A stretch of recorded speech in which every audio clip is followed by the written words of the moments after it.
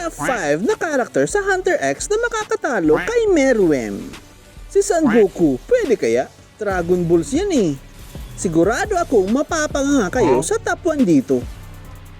Pero bago yan, ang daming nag-comment na si Killua raw kayang-kaya si Hisoka. Talaga?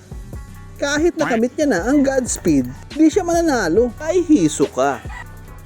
Okay, number 5. Gon Freaks. Napakalakas ng pagbabagong anyo ni Gon. Nasaksihan niya ni Neferpitou. At sinabing kasing lakas niya na ang hari. Okay, number 4. Jing Freaks. Napaka-special ng abilidad niya. Kaya niyang kunin ang kahit anong skill ng kalaban. Basta't matamaan siya nito. Okay, number 3. Maha Zoldyck. Sino ba si Kalbo? Siya lang naman ang pinakamalakas sa kasaysayan ng Zoldyck family.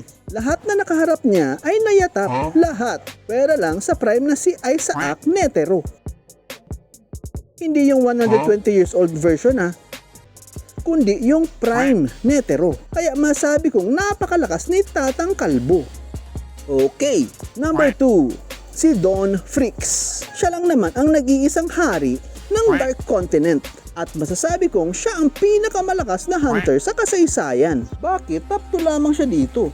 Oh, handa na ba kayo sa top 1? Huwag magugulat Number 1, si Nanika. Nabubuhay siya sa katawan ni Aloka, na kababatang kapatid ni Killua. Kumbaga, dalawang pagkatao sa iisang katawan. Ang kakayahan niya ay kahit anong hilingin mo sa kanya, ay matutupad. Para siyang isang diyosa. Pero ikinulong siya sa isang silid ng kanyang buong angkan. Sa takot dito. Pamilya Zoldyck, natakot?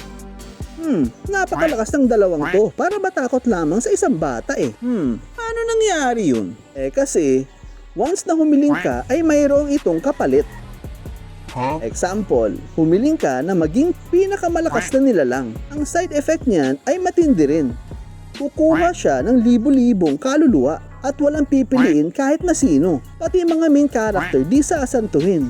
Kahit pa mga spider o kaya mga zodiacs at kahit pa mga Chimeraants ni Meruem. Isa siyang omega level na nilalang. Ano sa tingin niyo mga lods? May dadagdag ba kayo? Okay, hanggang sa muli. Paalam!